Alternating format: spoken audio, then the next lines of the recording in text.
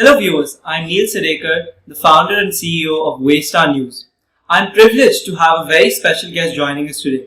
On the account of World Education Day, we are joined by the head of one of the largest schools and certainly the top ranked schools in Pune, the Director Principal of Elpro International School, Dr. Amrita Vohra. With a PhD in Education Psychology, a Master's in Education and Botany, Dr. Vohra has a rich academic experience spanning over 3 decades. As a lifelong learner, she regularly takes up courses and trainings to add on to her already impressive dossier.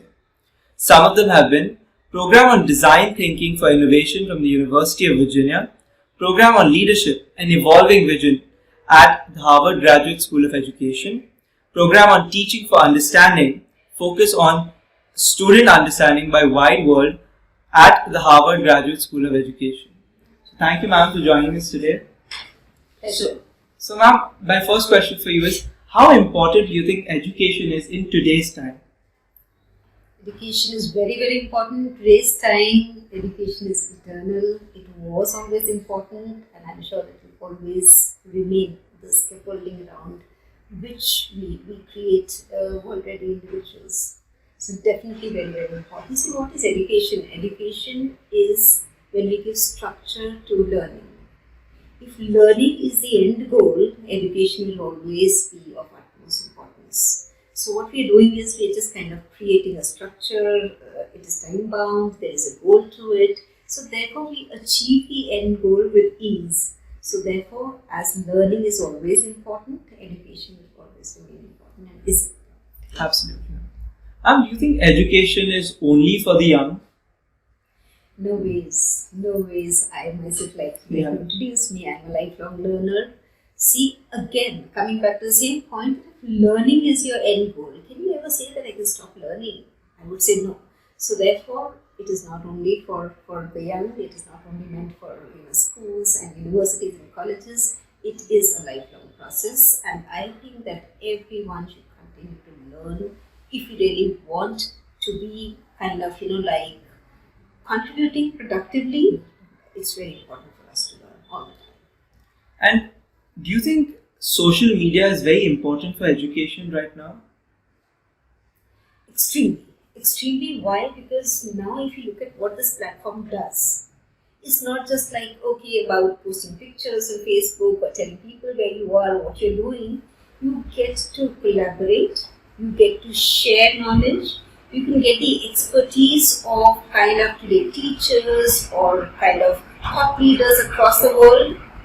The boundaries and the distances get diffused. Why? Because this gives you an opportunity to get together. So if collaboration is a 21st century skill, this is the most important and wonderful platform where we can connect, contribute and collaborate. So yes, I think it is being used more and more by educators, it is being used more and more by learners, and it gives you just the right setting to have a lot of collaborative learning. But do you think sometimes it's misused, social media as a tool? As is always the case, whenever a tool is given to you, you should know what to do and what not to do. So once you have an understanding that this is the way to go and this is the way that we don't have to go, that understanding should be adopted, very clearly by everyone, all learners. And post that, once you've kind of decided that yes, I'm going to use it positively, I'm going to use it for my personal benefit, I'm going to use it to achieve what I otherwise couldn't have achieved had this platform not been there. For example, I can tell you, getting expertise of professors across the world, or collaborating together, have learning groups, have learning communities. So I think you have all the positives there, and very consciously you have to choose what not to do and which way not to go. So you do believe that there is some amount of awareness that we need to combat the misuse of social media for education or any other use? Absolutely. That's why you're a part of the school. That we keep having sessions with children where we tell them how to use this medium of communication. and what not to do, the sensitivity of the cyberspace, the permanence of the media footprint. There are so many things that you have to keep in mind before you go the way which is to be avoided. And once you are aware and you consciously decide that yes, I have to use it to my benefit, I think that is the way to go forward. Yeah. So due to the pandemic, lakhs of students lost out on 2 years of education. What efforts do you think the educational community should make to compensate for this massive loss?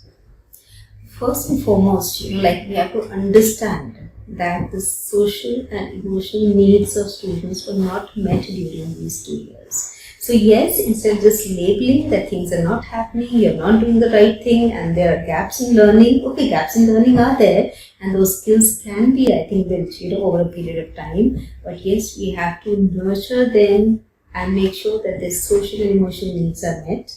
Let them come back to where they were with their friends, with their peers, in kind of warm and friendly environment where they're interacting a lot, building experiences. And once that is done, the other gaps by way of today writing skills would have suffered, or probably your face-to-face teaching was not there, and therefore the to and fro that happens in the classroom was missing at times on the online platforms. So those are things that can be kind of built over a period of time, and we've already been to 1 year of offline teaching, and I'm sure that a lot of those areas have been taken care of. But yes, if you look at now today, the teenagers who probably were at home for 2 years, particularly 7th graders, 8th graders, suddenly now they are grappling with their grade 9th and grade 10th. So the age-related problems and challenges, I would say, the curriculum-related challenges, all have suddenly come to them, together, demanding attention and demanding a lot of work. So if we take care of the social emotional needs, I think rest all will be taken care of. But do you think in the rural areas, as we see that a lot of children lost out on their education, they didn't have the necessary devices or that to educate themselves for these 2 years. Do you think that loss could ever be covered? Personally, I'm very positive that the loss will be covered. Why? Because the content mastery that can happen quickly over a period of time once the learner is ready to absorb and learn. So yes, more time will go into making them ready to learn, and like I said, kind of be ready for what they're absorbing, and post that over a couple of years they will be able to cover up what they've lost out on. So it's not an indelible mark that has been left on the learners, where your mastery of content and their knowledge bank is concerned. The social emotional aspect of it is something, yes, that has taken time even for us to help them to recover, and probably that process is a continuous one that will continue for some more time. And of course that I think after another 2 years or so, people just kind of look back and say, yes, it happened, yes, and it's over. But we made it through. Yeah. So it will be an experience that they will be narrating to their kind of probably children and next generation learners, but that's it. And as the head of one of the largest schools in Pune, how important do you think peer learning is among students? Peer learning is, I think, an important tool that can be used to have positive learning happen. We talk about 21st century skills, we talk about collaboration, we talk about teamwork, we talk about kind of building relations, when we are sitting together, how is it that kind of one learner can be kind of having a very positive interaction with the learners around. So there are so many factors that lead to a classroom experience, for example, or the learning experience. And you learn best when you are collaborating with your peers. So once you sit down and learn together, you know what to do, you also know what not to do. That's also so important. So I think that, like they say that the eye level learning is the best learning. So you can relate more to your peers, you can relate more to your friends. So when you get into collaborative discussions with them, or team activities with them, or kind of, your working groups, the entire dynamics of that team teaches you so much. So I would feel that yes, it is an important tool, and these activities, the group activities, should be a part of your curriculum so that you continue to imbibe, a lot from your peers. Absolutely. How do you think students should cope up with failures? We see, across the world, students are struggling with accepting that failure is a part of education. So how do you think students should cope up with it? First of all, failure should not be, a taboo. My God, you failed. Failure itself is nothing negative. Like we keep saying that, it's a part of your success journey. It should be used as a springboard. It's a stepping stone. But we people, I would say the grown-ups around at times, create so many negative emotions, which are connected to failure. You don't have to shame people, that feeling of not being good enough, self-worth goes down, your self-efficacy goes down. So if we stop, connecting those emotions to failure, I think failure is, the first step towards success. If success is defined as something that you end up, achieving, which was your goal, then definitely it cannot happen without failures, because if you see, I can the list, from Oprah Winfrey to this to that every time, right to routing, how many times was those initiatives rejected, which later on kind of gave them everything that they were seeking. So I really feel that that's the journey that leads you to where you're going. So let's not be afraid of failing. So and failing is not a negative word. It should not be related with something that you've done and you should be ashamed of. Definitely. So failure is not a barrier to be successful at all. It paves way. It paves way. So springboard, I've said, stepping stone, fine. It is the way forward. It's a part of their journey. It is not the opposite of success. What people say is success and failure. No. This is your journey. This is the path. This will lead you to success, definitely. So I think we should remove the paraphernalia that we associate with failure, basically. Yeah. And how important is it for educational instructors to initiate student interaction and discussion between the upper and lower grade? Like, how do you think the interaction should go by between the upper and the lower grades? See, I'll just put it this way, that your journey starts from a point, then of course it continues and it stops somewhere, if you're taking one goal or one initiative at a time. So unless you know where you were and where you have to go, you will not be able to find your footing, and know where you are right now.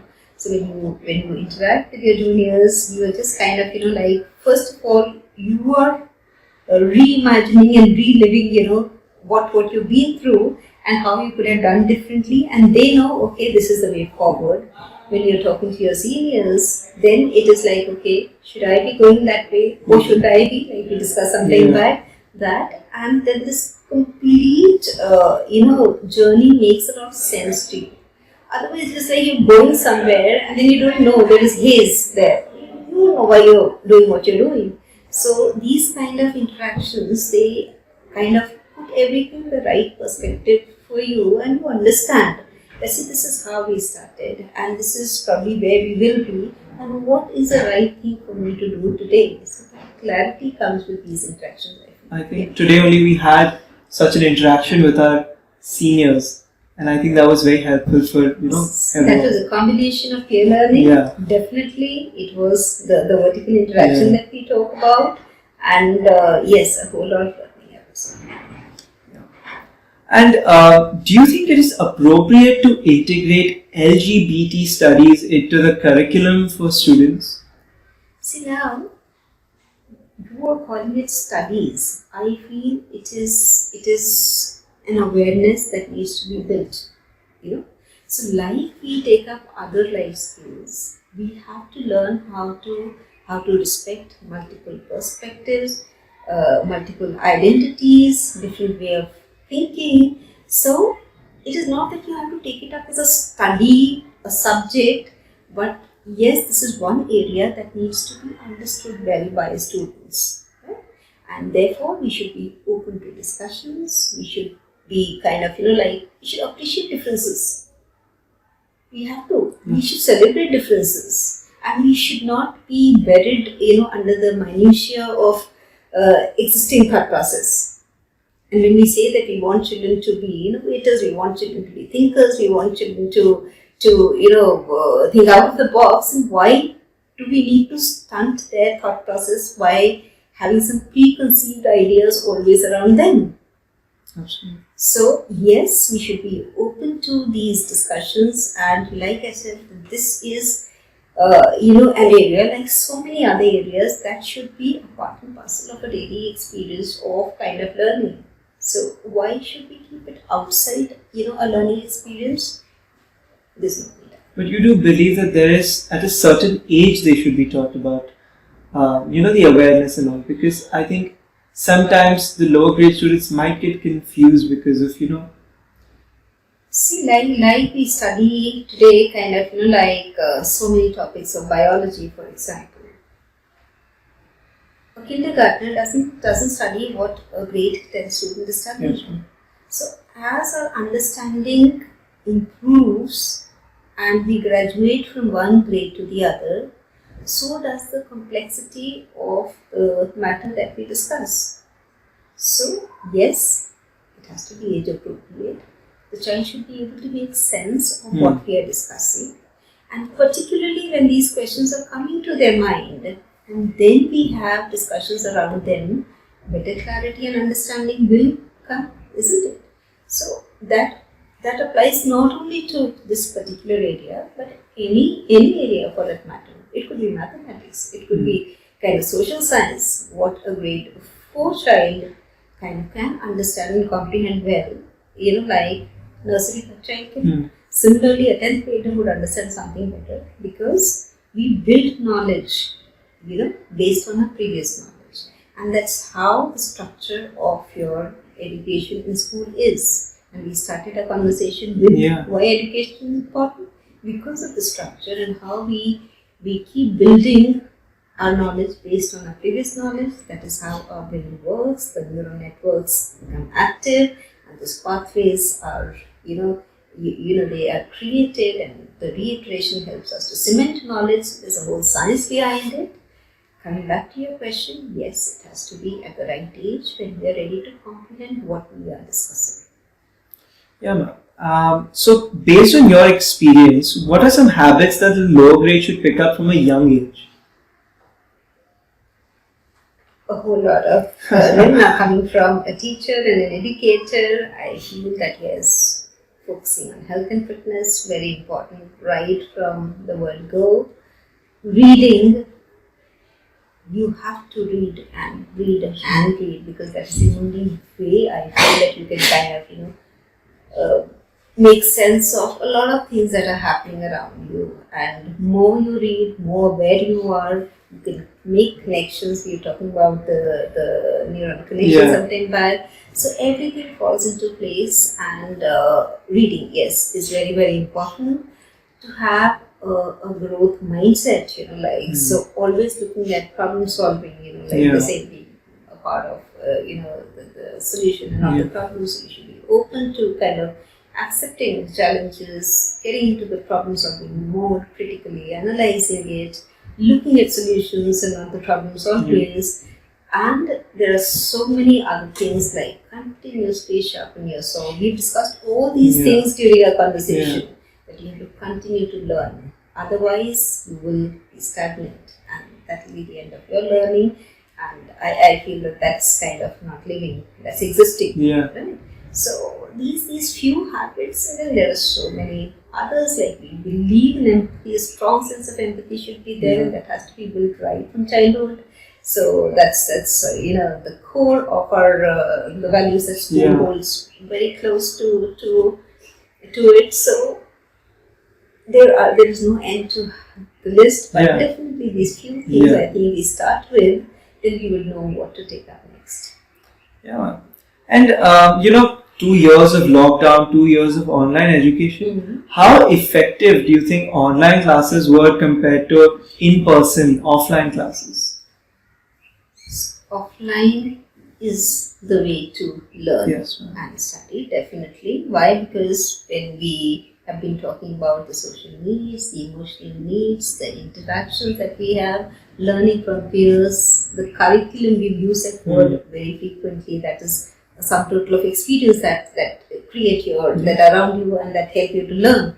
So that can happen only offline. You can't be sitting behind a screen and then doing that, right? So yet the need then was that the learning shouldn't stop. So it has to continue. So the best way forward was to take help of the technology to make sure that at least virtually those areas are taken care of.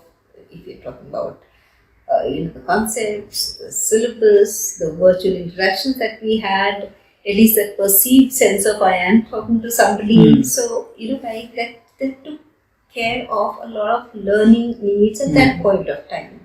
But definitely, given a choice, offline is the way forward.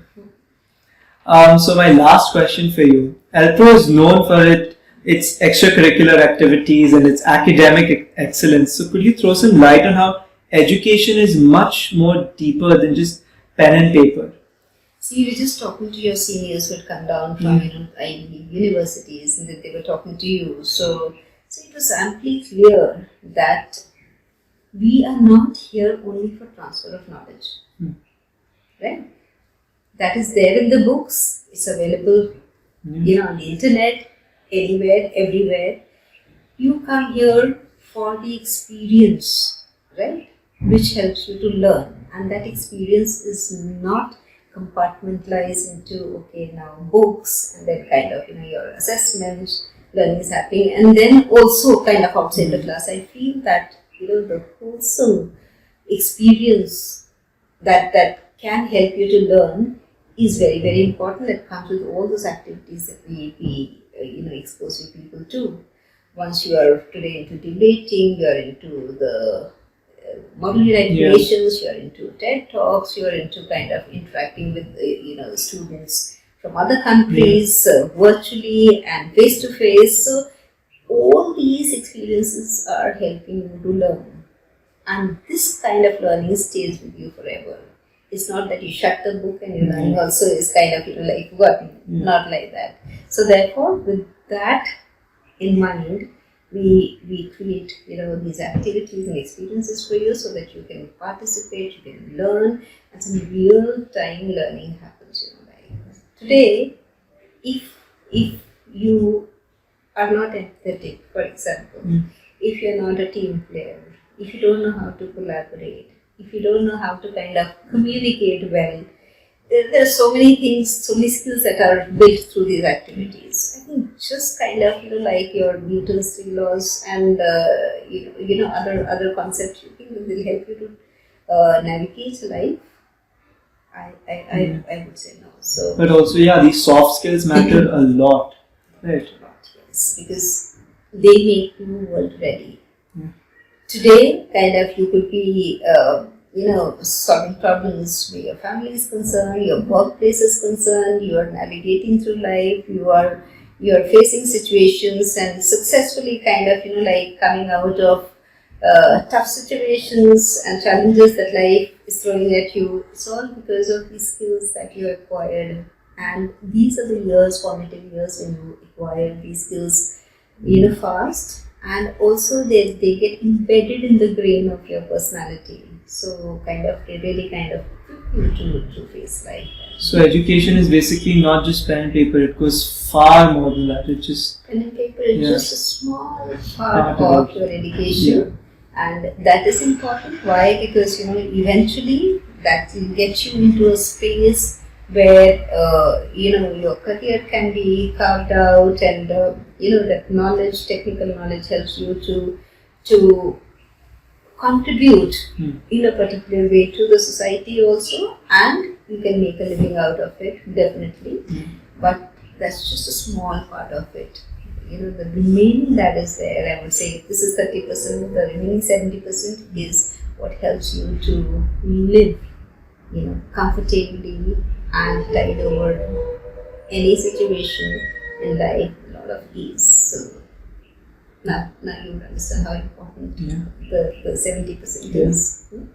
So I'd like to thank Amrita ma'am for her time and for her valuable insights.